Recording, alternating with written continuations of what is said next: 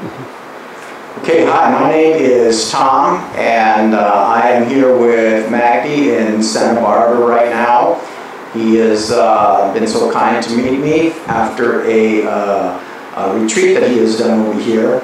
And so we're just kicking back and we're just going to kick a couple questions around.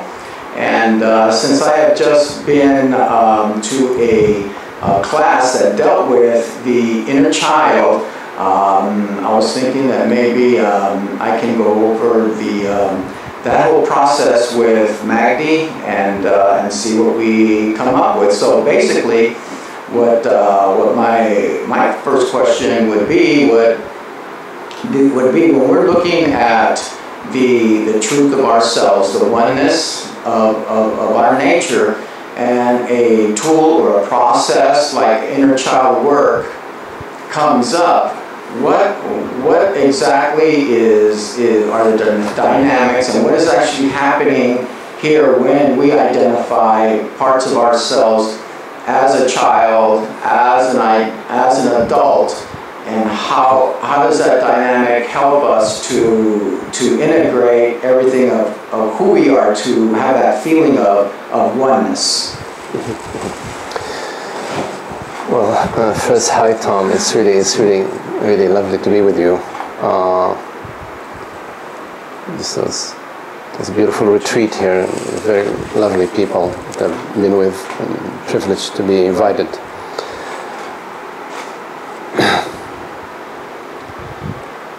So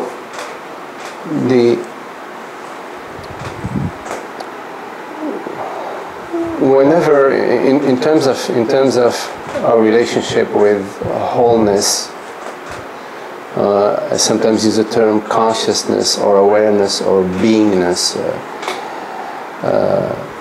or the absolute. Whatever creates a sense of separation, whatever creates a sense of personal identity that is not recognized as being a manifestation of the absolute, a manifestation of consciousness that does not recognize the substance of this form as being consciousness itself, as being the absolute itself. This sort of separation leads to suffering.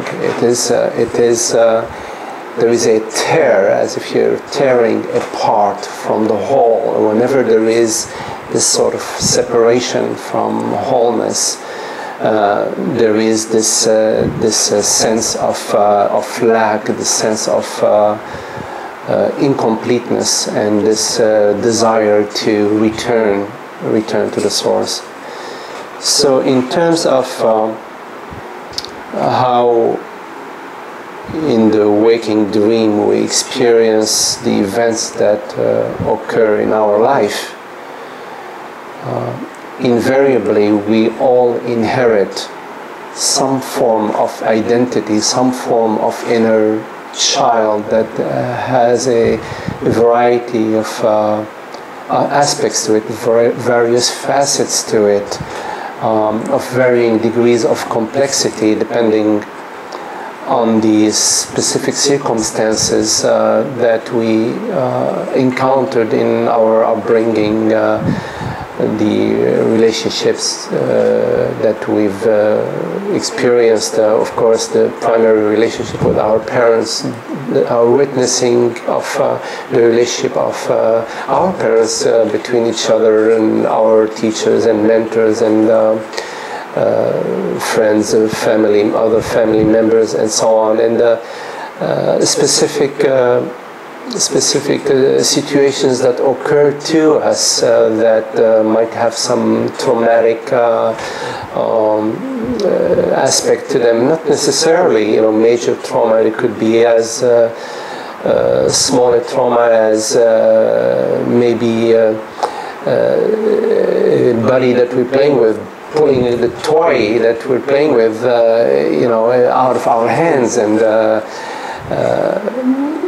there's also the sensitivity that each body mind also has. Some of us have a thicker skin, or more of a tolerance towards certain situations, and maybe lesser to others, and it varies from body mind to body mind. The gist of all of this unfolding that we go through as a child and grow through our growth in adulthood, we inherit from whatever we're exposed to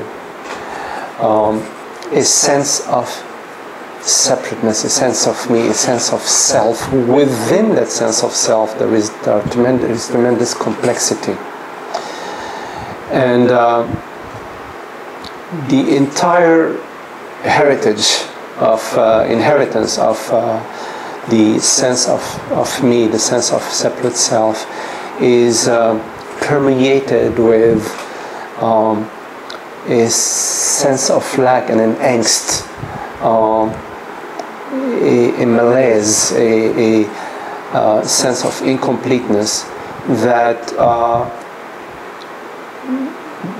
results in unhappiness, our feeling unhappy, and of course we don't have, as our true nature being consciousness, we don't have much tolerance for unhappiness. In other words, that's not our home. That's not where what we truly are. So there is a movement from the unhappiness, which is a transitory conditioned state, to returning to our true home, our natural state of peace and happiness. And so there is an entire journey. It is a contemplation, an exploration, that we all go through. We all live. Actually, you could refer to our life, our waking dream life, as being a journey, a search for a way to return home, for a way to reconnect with our wholeness, to realize our true nature, to realize our wholeness, our fullness, which is the experience of causeless peace and happiness, peace and happiness that does not depend on certain relationship, or on a certain condition, or on a certain situation, or certain possessions. It's just the freedom to realize our true nature, which is free and boundaryless and peaceful and happy. So this journey to return home, in other words, to use the term wake up to our true nature, is in a way has a personal dimension to it. Each one of us has their own path, and although the paths are infinite, since there are so many ways of journeying, the destination is one.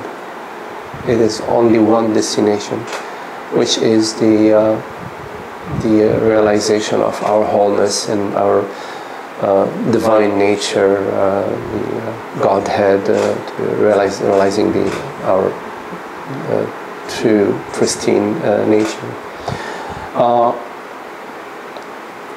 In my exploration with people, I invite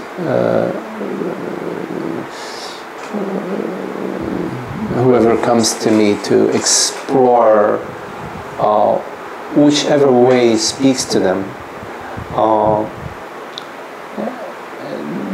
how to wake up to the true nature, but to keep in mind, just to keep in mind, no matter what path they're taking, that the happiness and the peace that they are seeking, that our heart yearns for, has to be unconditional. Meaning it cannot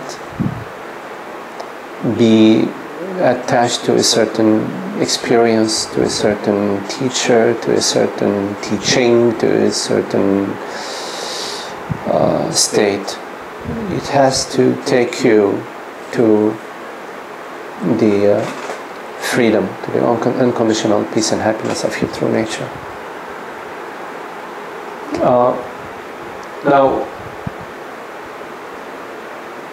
I tend not to explore the entire psychology of the inner child, the entire psychology of the ego, of the separate self, because it can be very complex, and it just can go on ad infinitum. Plus, most of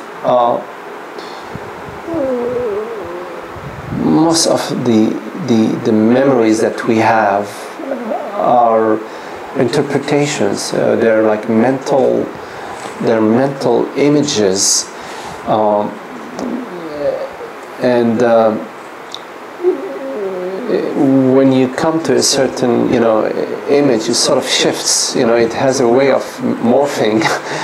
So it's like you're chasing a morphing feeling, sensation, memory, and just trying to pin it down. And plus it can be very intricate, because as you approach a certain memory or a certain feeling state, you will find that it's connected to another, and to other memories and other feeling states, and it turns it can be sort of a web. Now, in cases where are, of course, dysfunctional, where there are cases where the trauma or the sense of self is interfering with our ability to function, in this waking dream. Of course, there are all sorts of therapies and that can be helpful. That is not something that I do. I recognize that there are cases that require that. But for a truth lover, meaning somebody who is seeking to wake up to the true nature, there is a direct pointing which basically reveals the aware presence, points towards the aware presence that right now hears these words, that right now perceives this perception, that is not a perceived form, is not a perceived object, yet it is a perceiving, it is all perceiving and all knowing. And for that you don't need to journey into the past or into the future, because you could say that like the past and the future are sort of mentations and sensory perceptions that arise in the aware presence that right here, right now hears these words. So the pointing is towards the directness of awareness and its immediate availability. Even to say availability is not just a complete way of stating it, because it's not as if something is available to you as like a separate object or a separate perception. It is the aware presence that perceives this perception is intimately one with the awareness, the sense of being, the beingness, the presence. So is a presence that is not not the presence of a body, not the presence of a form, the presence of presence.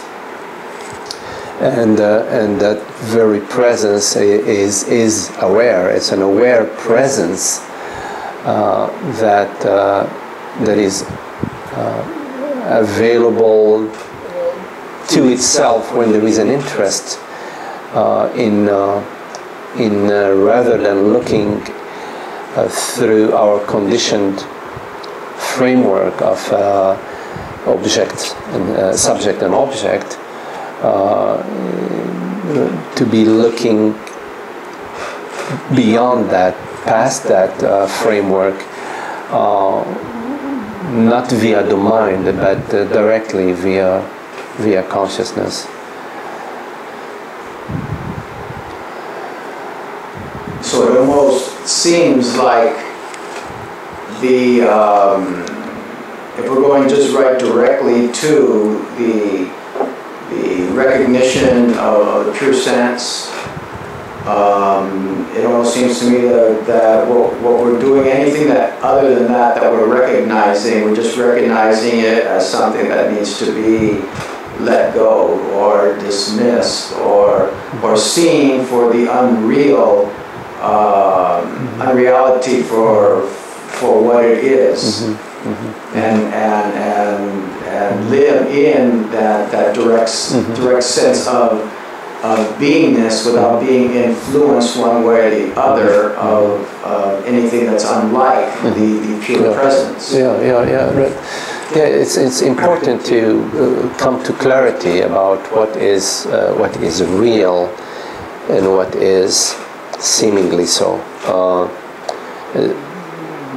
So there is a whole body of teaching that leads to that clarification. I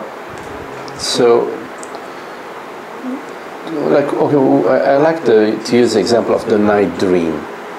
When you are in the night dream and you dream that a pink flying elephant, that you are riding a pink flying elephant, there is a reality to the dream. In other words, we cannot deny that yes, there was that dream. There was a pink flying elephant, and I was flying that pink flying elephant.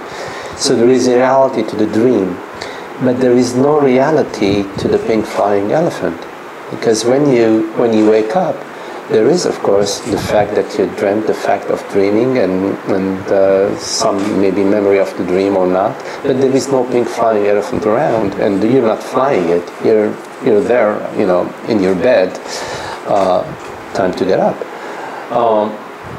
So that's an important distinction, in that what you perceive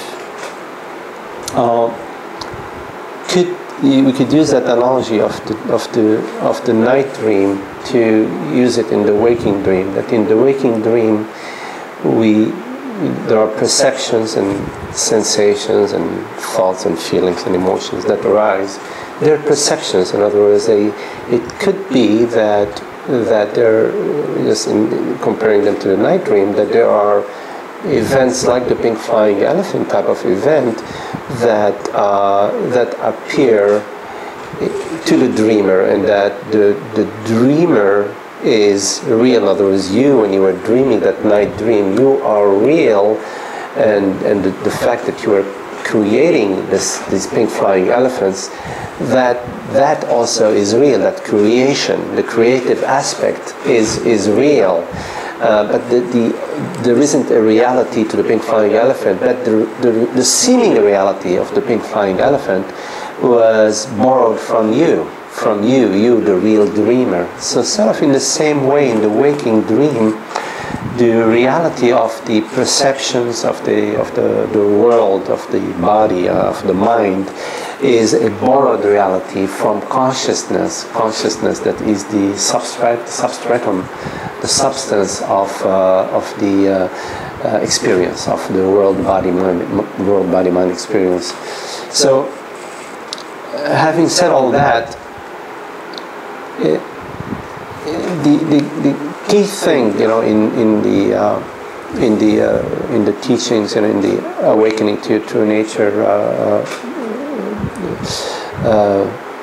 endeavor is to realize that the me character, the separate self that is identified with a certain form. In other words, this identification of consciousness with this body-mind, with the mortal body-mind, that is where ignorance is. So there is a difference between the dream and ignorance. Ignorance being the belief and the feeling, the sense that I as consciousness am this limited to this body-mind, am this personal body-mind. So while the dream, meaning perceptions, sensations and thoughts, because this is really all what we know in the waking dream. We know perceptions through the senses, in the auditory, the visual, and we know sensations and through the bodily sensations and feelings and so on, and we know thoughts, imaginations and thoughts and memories and so on. That's really what the waking experience is. So the waking experience appears and disappears from moment to moment. It's a constantly arising and dissolving, arising and dissolving, arising and dissolving. But somehow when you spin the frames, of a movie, when you spin the frames at a certain speed, there is a sense of continuity to the images, just due to the speed of the spin. So in a way, the continuity, the sense of continuity that we experience in the waking dream, is this spinning of the images, sort of at such a rate that it seems to be continuous and real. But when you contemplate that the waking dream, meaning perceptions, sensations, and thoughts, are constantly shifting and changing, 2,000 years, God knows if this room would be here, you say, or you look at the weather, moment to moment, it's or day by day or hour by hour, depending. When you contemplate that is constantly changing and shifting, arising and dissolving, then the question arises: well, then where is that continuity? I mean, where is that chair that I'm sitting on seems real now, but where is the reality of this chair? What is the reality of this chair a week from now or 2 hours from now when I'm not here? So then you go to, well, the reality of this chair is the memory of the chair, you see. And then it's well, and that chair is real as a memory, and it's also real if I call you and tell you, hey Tom, can you go check in that room if that chair is there? And you'll drive over here, you'll check the room, the chair is here, and you say, yeah, Magdi, it's here. And so that chair will also have reality through you confirming that this chair is here by calling me and say, oh, okay, Tom, I thought I was dreaming the chair. So, but still, in both cases, the reality of this chair tomorrow is through memory, through an image, or through a telephone call from you, and so then you ask yourself, well, then the reality of that chair has shifted. It's shifted from right now being a perception, I perceive it and I sense the chair, to being a thought, I remember that blue chair, or you on the phone telling me, yeah, Magdi, that blue chair is here. So the reality of that chair, my experience of the chair, because really only the reality of the chair has to come through my experience, because what is real, it's really important to sort of contemplate that and be clear about what is real, is the reality of consciousness. That is the primary reality, that through consciousness that right now we're having this conversation. So without consciousness, this conversation would be moot, wouldn't even be. So the primary is through consciousness that we are experiencing this experience, perceiving this perception, and through consciousness that we're perceiving this chair, and that the chair is getting this seeming reality. So now the reality of the chair has shifted to being a memory. So you say, well, wait a minute now, that chair has metamorphosed, it has morphed into a memory. So, but still that memory is real. There is a reality to the memory. You know, I cannot say, hey, I'm not having a memory. If there is a memory of a blue chair, there is a reality as a memory. So what is the reality? The reality of the chair now is the reality of the memory. And what gives the memory its reality? So you ask yourself, what gives the memory this reality? What gives this very moment its reality? If not consciousness?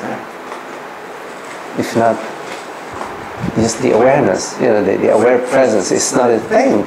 But it's undeniable that there is a reality to this experience, whatever it is. Doesn't matter what we call it. Well, we call it Tom, Magdi interview, whatever we call it. It doesn't matter what we call it.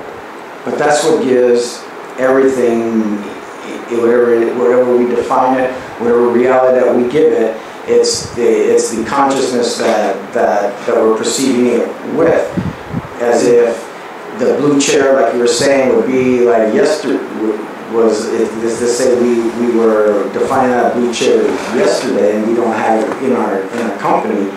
So if I'm perceiving it from a different place, then all it is really a memory, because I'm perceiving it. I don't have that in front of me anymore. So all it is in my reality is that it is in a perception of something that I believe happened in the past, but it's not real for me right now. It's not in front of me. But there is a reality. There is a reality even to a memory. You know, there is a reality, of course, to direct perception, like this perception right now that we're sharing. But there is a reality to memory. Like, for example, right now you can remember your home, you know, or you can remember your car. Mm-hmm. So there is a reality to the memory, like there is a reality to this perception. It's just that the memory is more of a subtle perception than this more quote-unquote gross perception. But the question is, what is that reality? Is that reality the reality of the truck?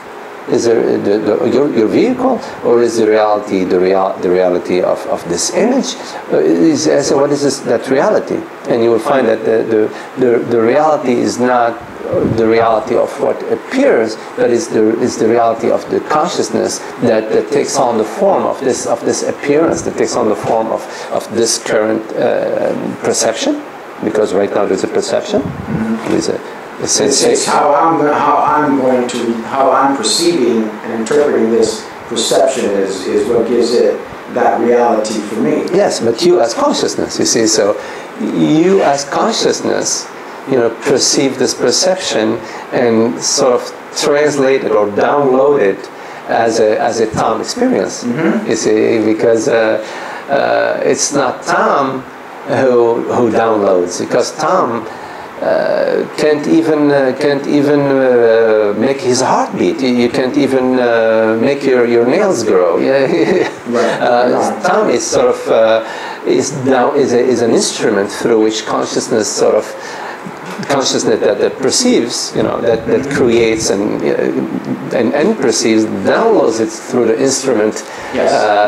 Tom, Magdi, John, Bill, whatever, you know, the bird, you know, right, the bird. It's in a personal presence. I sense it as a personal thing, because I'm thinking that I'm personally downloading it, but I'm not. Yes, right. That's right. When you think you're personally downloading the data, that's the ignorance. That's giving yourself a power that you don't. That you're giving yourself, you're putting on the king's crown, that you're not the king. You know, yes. As Tom, you're the king as consciousness. In other words, because consciousness is not something out there.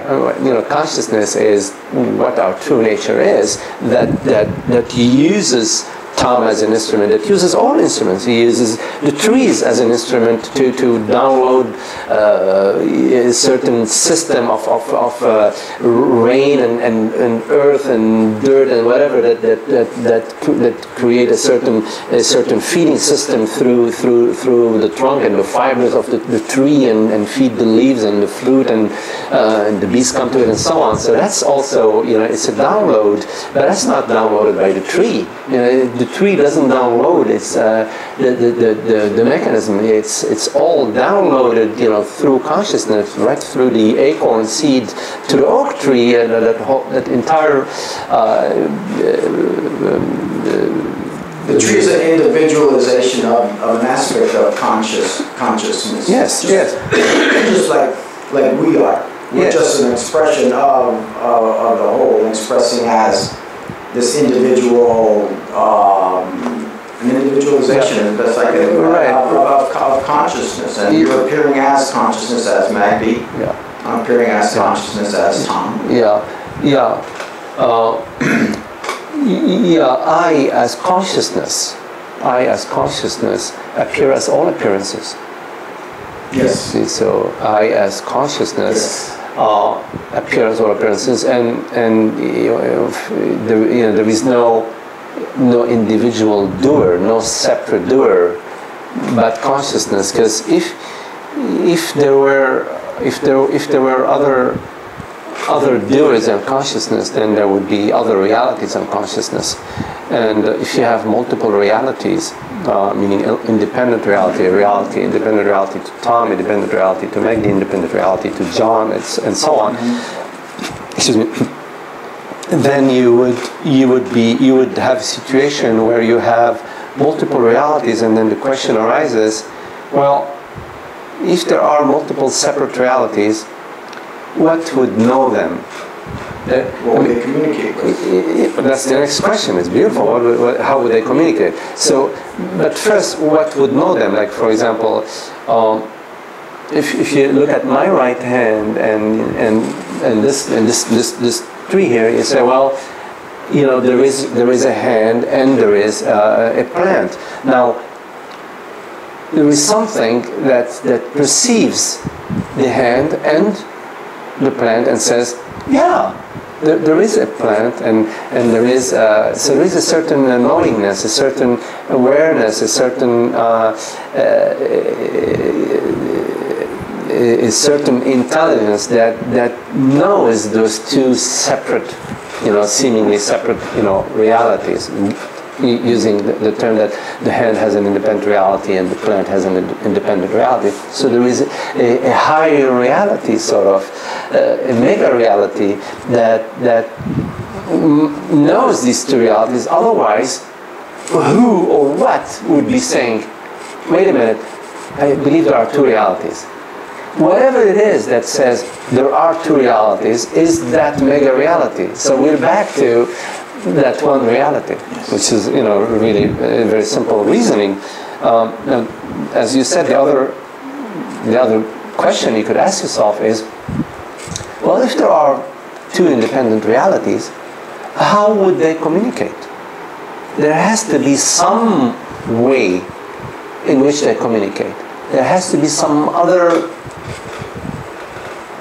medium that connects them, via which they communicate. And they both have to have it in their reality, so it doesn't make the reality separate if they both have it in common. Right. So therefore, there is that mega reality that connects us. So if you are an independent reality and I am an independent reality, we couldn't even communicate. So there has to be some.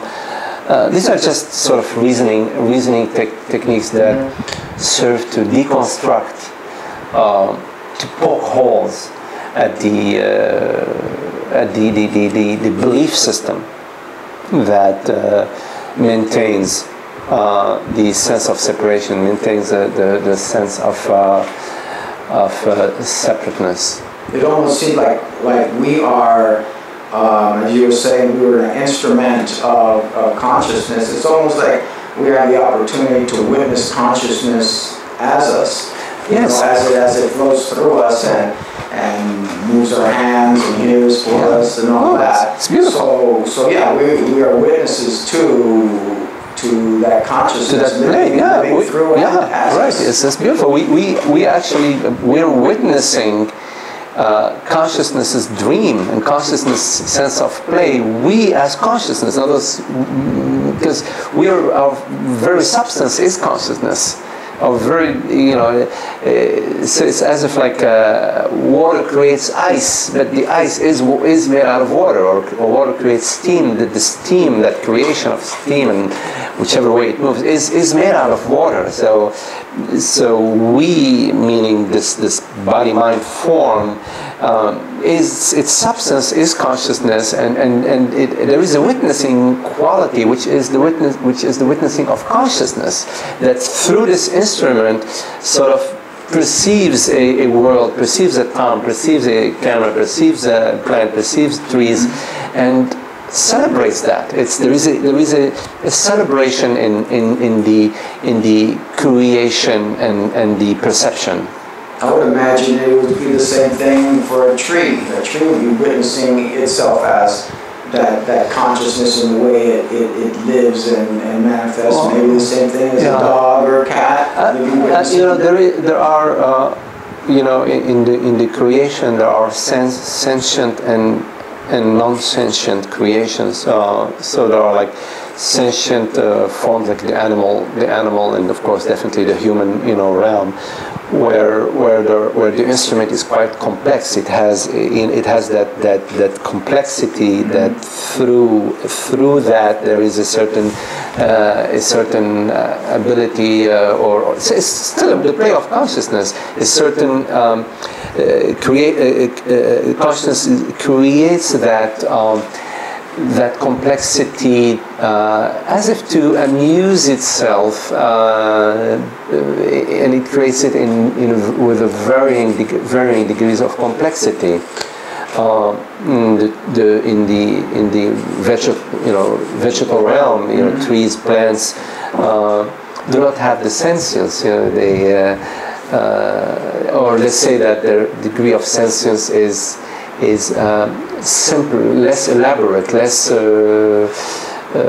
refined, less complex than in the animal, of course, than in the human, and also in the human there is that entire play of consciousness, which is the play of awakening. That through the human instrument, consciousness dreams the dream of ignorance, meaning moving away from itself, identifying with the body-mind, identifying with the form, identifying with mortality, going through all the angst and the emotional states of mortality and sense of limitation and sense of lack, and the whole process of resistance and pursuit, imagining happiness to be in the world, or to be in an event, in a relationship, in a situation, and then remembering itself by maybe through hitting that brick wall, out there, or through sometimes it's just looking over a beautiful sunshine, and boom, there is like somehow a crack in the egg, a recollection. Wait a minute, home is not that way. Happiness is not that way. Happiness is I need to return home, like the prodigal son. He just sort of, goes on and on and on, journeying away and away from home, looking for happiness, looking for peace, and actually looking for home, and then recollects his home, and then turns around and comes back home and is embraced with the open arms of his parents and friends and neighbors and so on. In the same way, through the human instrument, consciousness plays and dreams that more complex dream of forgetting itself. In other words, forgetting that it is the creator, that it is the only reality, and imagining that there is a reality to Tom, a reality to Mary, a reality to Magdi, a personal reality, sort of an individual, separate reality, and then go through the process of ignorance, the whole 9 yards of hoping and wishing for a better relationship, hoping and wishing for a better life situation, hoping and wishing for a better inheritance, whatever, and eventually, coming back to the realization that all along, consciousness is the only reality, and that it is dreaming this dream through this instrument, and that I've never been, in truth, in fact, my true nature has never been but that, but consciousness. It's consciousness dream. It's all consciousness dream, and once we come to get a little feel of that, a little understanding of that, it becomes a lot of fun. It becomes like it's just a beautiful journey. There's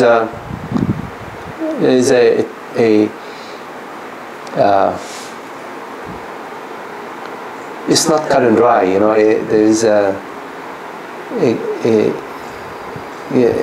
consciousness sort of also puts in the perfume of love and tenderness and beauty and appreciation, gratitude and intelligence, and so there is so a rose can look, oh wow, really beautiful, but you know, the perfume of the rose is, it's delightful. So there is the return home has that perfume, the perfume of love and beauty and tenderness. But the perfume is always there. It's just a matter of us being able to be able to smell it, to be able to be conscious of the smell, to be conscious of the beauty. Yeah, absolutely. Yeah, if I'm not feeling well and I see a rose, it's not going to look very good to me. But as I'm conscious of who I am, the nature of it, then that is the the beauty of it. Yeah, right. I mean, our true nature is it's eternal. It's not like it's, you know, on and off. You know, it's ignorance that's on and off. It's a sense of me being a me and not you that's on and off. And but sometimes, like for example, like when there are like some catastrophic events, you know, you will find people like people who previously were so unfriendly, maybe neighbors or so on, you find them rushing to your help. Like when there is a snowstorm. Well, here, you know, in California it's different, but on the East Coast there are like snowstorms. It's always lovely to see how neighbors who don't, you know, every person has their own mower and, you know, hello, how are you? And that's about it. Suddenly when there is a snowstorm, they just all run out to push each other's cars out of the drive, push each other up the hill, and so there is that sense of oneness and sympathy and connection and affection is right there. We sort of forgot it. We forgot it, but our true nature is across the board. It's consciousness. You know, the aware presence that we are is never not available. It's just sort of. It's a matter of turning your attention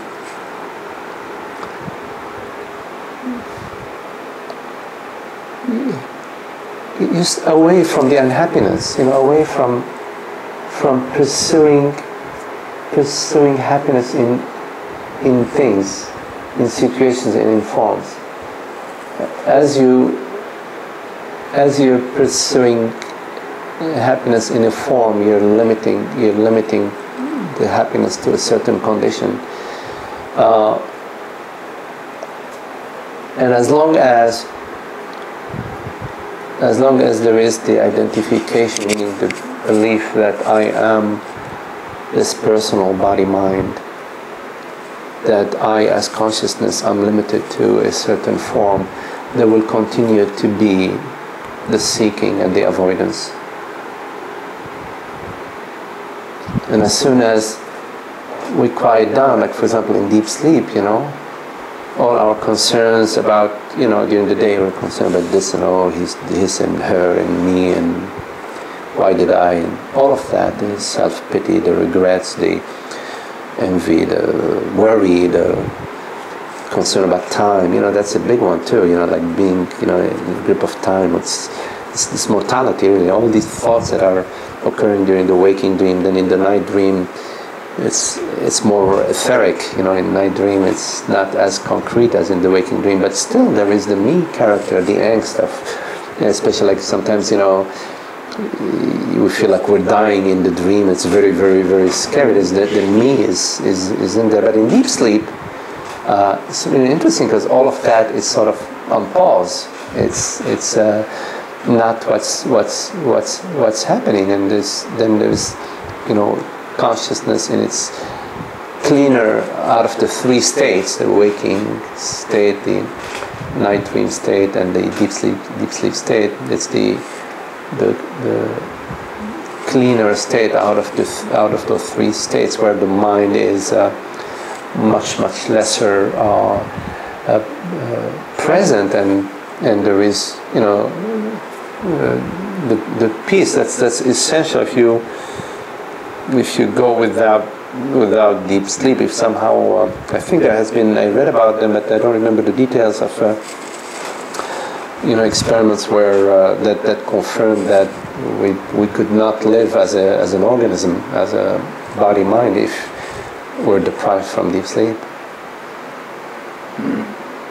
So if we take the analogy of the flying elephant, yeah, and let's say if that really is not true, we look at that as an analogy for thoughts that aren't serving us, for thoughts that of acquiring things out of us to make us happy.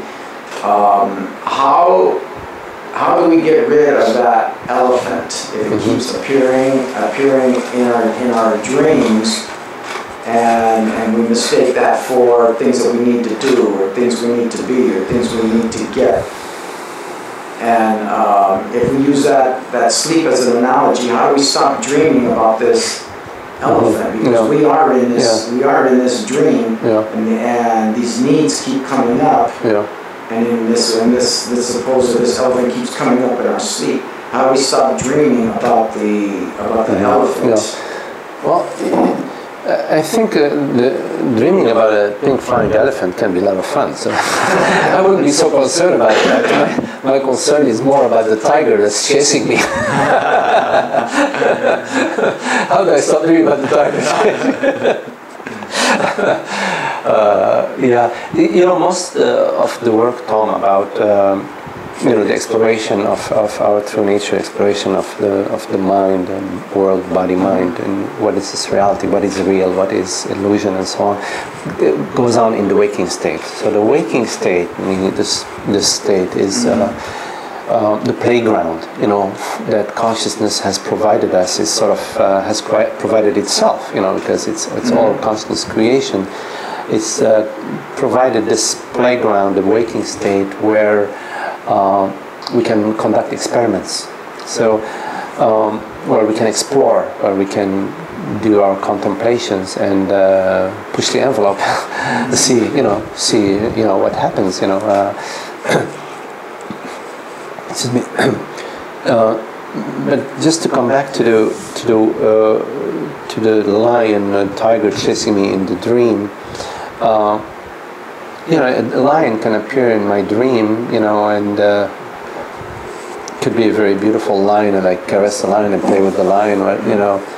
But the lion that appears in my dream is not just a lion; it's a lion that's coming to get me, you know, and he's not coming to just get dinner, or, you know, this lion is coming to get me, you know, and yeah. So I have no problem when when we watch a flick or a certain documentary about animals, and we see them chasing an antelope, and they catch an antelope. Of course, we have some empathy for the antelope, but really we don't feel the sense of danger that, you know, that we feel when in the dream, in the night dream, that lion is chasing me. So there is that me, that fear. So there is a me that's fearing death. Yes. So in the waking state, the contemplation of what is real. If the me is real, meaning if the me as the body mind, because that's what the lion is eating. The lion is not eating consciousness; it's eating my arm, my belly, my leg. He's eating me. You know,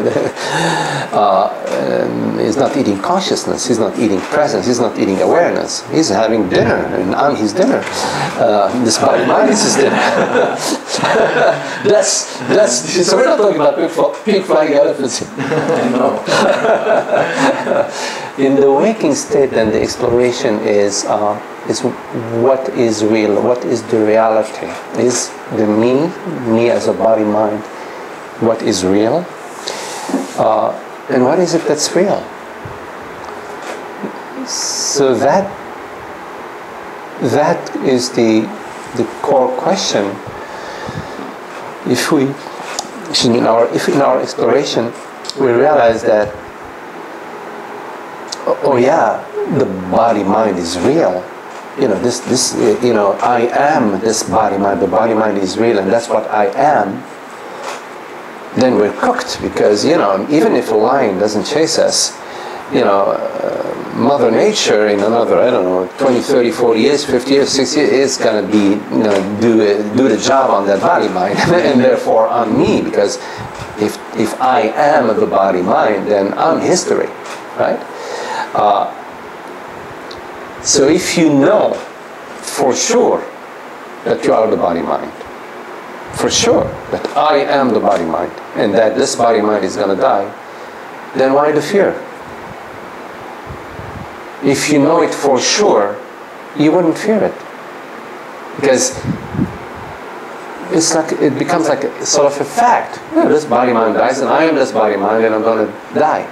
So the fear is because, in fact, at some level we know we're not this body mind. We're imagining we are this body mind, and therefore there is a fear. See? When you are facing a lion that's charging you, when the lion charges you, there is fight, flight, or play dead, there is no time for fear. You might just grab the stick and charge the lion with the same speed that the lion is charging you, hoping it's going to be you or him, or you're going to run hoping you reach that tree before the lion comes, or you're just going to drop dead and say, okay, God, I'm yours, take care of me. You see? There is no time for fear. Fear requires time. There is no time for fear.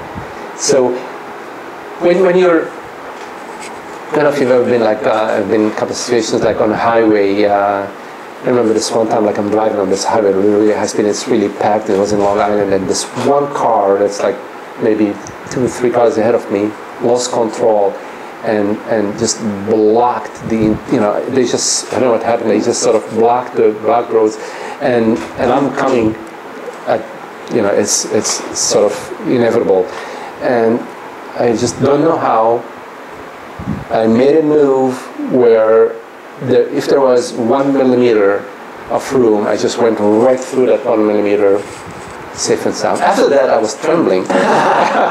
but when, at that moment, there was something else. There was no mind. There was just pure, pure intelligence, pure presence, pure purity. Mm-hmm. And it did what it did. I mean, in this case, there was an accident. It could have been that there was no room, and it would have been an accident. But the thing that I'm trying to point to is that there is an action that has no mind quality to it, and no fear, and that is not imagining anything, and therefore there is no fear. Fear requires thought and time, meaning imagination, imagining. So we fear death because we imagine that we are a mortal body mind, and therefore we imagine time, and therefore we imagine our death. Because what is inevitable, there is no fear in inevitability. What is absolute, there is no fear in the absolute. There is fear in the doubt, in the imagination, in the unknown, in the unknown that is sort of imagined unknown. Yes, right. I drifted away a little bit from your question, but coming back to it, which is our waking state is the playground that of our exploration. The exploration is what am I truly, And this exploration is expression of what is real. So, and you can't answer that question by going through borrowed beliefs and borrowed knowledge. You have to go directly to reality. Because if you want to know something about hippopotamus, you know, you're gonna go observe them. Okay, you're gonna even if you go and get read books about them that other people have explored them, your knowledge won't be as complete as when you actually go and firsthand get to know what a hippopotamus is about. Smell the hippopotamus, see them mating, see them rolling in the mud, see them foraging for food, etc. So the same thing with reality is, if you want to know what is real, you have to go to the reality itself. You cannot go anywhere else to what is real. You cannot go to something unreal to tell you about reality. You have to go to reality itself. So you ask yourself, well, where is reality? What is reality?